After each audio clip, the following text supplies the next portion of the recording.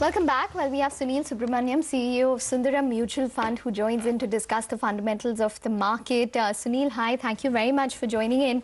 Well, we're seeing the PSU banks gain some steam today. Do you think that it is a flash in the pan, or maybe there is some amount of momentum build-up that we could see based on, say, factors such as recoveries being stronger for certain banks? I think that also the NPA thing is coming to a closer to an end, both in terms of the regulatory actions as well as the market. So we are seeing the economic numbers look better. A lot of resolution has been around the kind of the steel sector and those kind of sectors, and I think numbers are looking up there with kind of the, what do you call, the insolvency route and the bankruptcy route. So I think what has happened is that a kind of negative sentiment which hits these PSU banks, I think has come out reaching the near from a sentiment perspective. But I would still hesitate to go out and buy the banks yet based on this, because we still believe that a merger path is open in front of RBI, and which bank is going to get merged into which, so which stock do we buy? So where overall the space is looking marginally better in terms of sentiment, I would still wait on actually going out and putting my money behind a particular stock today. That's PSU banks, but the damage there has caused collateral damage on other parts in terms of financials. Anything else there in the financial space, old private sector banks or new ones? No, we are still reasonably bullish on the retail financial services space. We believe the consumption numbers are coming in strong. And essentially, I think it is two-wheelers, tractors, everything is all financed consumption. So we still think that the retail financial space has a lot more juice to play. And I think in the next 12 to 18 months, we will see that playing through. So we continue to remain bullish on that space. Okay. What's your sense in terms of what's happening with the metal space, what we're hearing from Trump with regards to trade tariffs? Do you think that's going to dent sentiment at all? Yes, we are reasonably underweight in metals. We do think that a lot of the rally has been sentimental, momentum-driven rally. The fundamental, so you see, if you take metals into a pack, there are some which are infra space, like, you know, steel. Iron and steel are all infra build-up space, whereas copper, aluminium are in a different league. So the key part of the metal story is that the domestic metal story is very different from the international metal story. Right? Internationally, if you see metals, they are actually cyclicals. They are considered as part of the cyclical banks. Whereas domestically, if you see, they are more infra-related. The key element arises that when you talked about Trump and the tariff is that the price, see, automatically there is a clear translation of the international price to the domestic scenario. So one of the reasons we've been off metals as a fund house is the fact that the pricing is not in sync with the demand story in the domestic scenario. So we are actually relatively underweight on the metals pack, and we would continue to wait and watch on that pack. Stronger world economic recovery will lead the way in terms of the future of this pack. And I think the protectionism with Brexit, with Trump, I think that's here to stay. And that's a new reality, economic reality of the world I think we need to live with. I think free trade is going to take a slightly backseat, and it's going to be highly domestic factors which are driving the protectionist tariff. And I think we need to live in that reality and work through that. What about something like an Interglobe specifically? There's news there from aircraft grounded. It's a consumption theme essentially. Do you own it in your funds or the sector? I mean, we do. See, it's a so this particular event of grounding planes are all very because if you look at the overall airline space, and you clearly see that two things are happening. One is, you said right, it's consumption. So it's more of a high-end consumption. That is people who choose to switch from trains. And if you see the issue with that is that the penetration is going up as an industry, but naturally competition is also stepping up. So you see fares have also been crashing.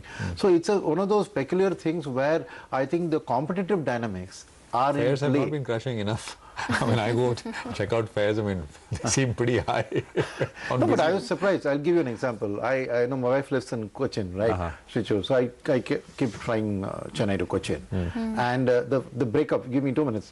The AC 3-tier fares, because the overnight train journey is 700 rupees. AC 2-tier is 1300, 1400 rupees. AC first class is 2000 rupees. Airfares used to be 2000. Wow. Right? Go Air announced services there. Suddenly prices, I got a ticket at 1100 rupees to go to Cochin. So I was more than happy. So that's why I said the competitive dynamic. Now that's not good for the existing players who are SpiceJet and Indigo, who are flying. The jet doesn't fly that sector. So I'm just saying is that when you got a stock market play versus... Sunil, just hold that thought, because I think we have Jayant Sinha who's in fact talking about Indigo. So let's just cut across and we'll be back. Has grounded several aircrafts. Do you think that this disruption will continue for some time? Today, 43 flights just by Indigo got cancelled. It is a technical matter. There is a clear safety concern that we have with these post 450 series engines, and as you know, DGCA has issued an order that all these engines should be grounded.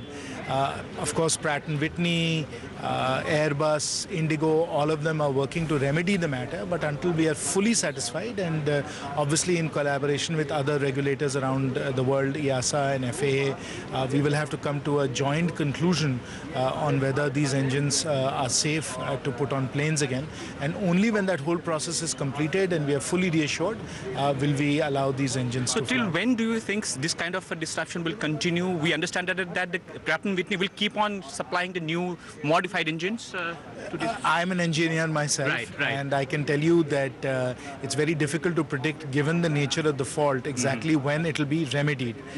Pratt & Whitney is working on the matter, but as I said, until we are fully satisfied and other regulators are fully satisfied that it is 100%, 200% safe to put in the sky, we are not going to. So till at least 2-3 months we can expect this kind of... I can't put a timeline on it. The only criteria I'm going to put on it is that we all want it to be 200% safe. Thank you.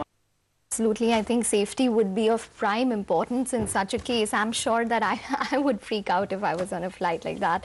But Sunil, you know, getting back to our conversation and moving away from the aviation space now, we've seen the FIIs pick up a little in terms of buying, but we've seen the mutual fund data being quite strong as well. Do you think that FIIs are now coming back to the market and this year could actually be an FII versus DII year? This year, I would actually, if you want to term it within FIIs, DIIs, look at it from the relative asset classes at play here, right? So an FII has a choice of first equity versus debt, and then advanced countries versus emerging countries, and then within emerging countries, the pack versus commodity rich versus resource people rich like India and China. So if you see the clear signal that's happening is that advanced countries are coming back on growth path. So first is FII allocations back into advanced economies are going to go up relative to emerging markets, right? And second is within the emerging market pack, right?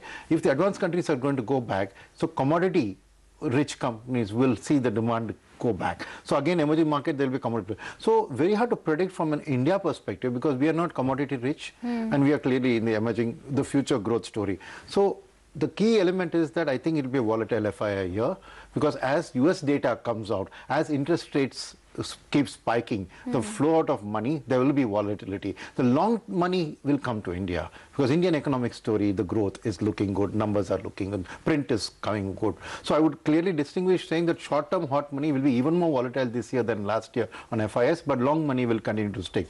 But in the domestic, if you're looking at the alternative asset classes, real estate, gold, bank deposits are way off the charts in terms of what kind of returns an investor can expect from equity. Yes, equity markets themselves may not deliver as good returns in the future as in the past. When I say 30, 40, 50%, you would probably be hovering around 15 to 25% as large cap, mid cap, small cap. So I would still say domestic investors, right, because they are buying two things. They are buying Modi government, they're buying Indian economy, right, are continuing to flow and lack of alternatives.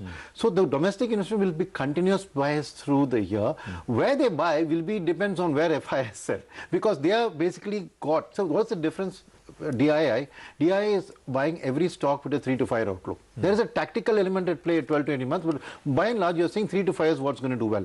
Once you've got that and you've done an NPV of the future cash flows, you have a price point. The moment the price point comes below, you go in and buy. That's why the Indian market hasn't seen a very sharp correction. DI. And this year will be no different. DIs will continue to remain steady buyers.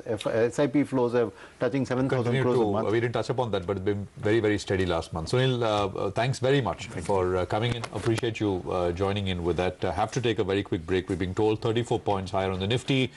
We come back, we have the CMD at NBCC joining in.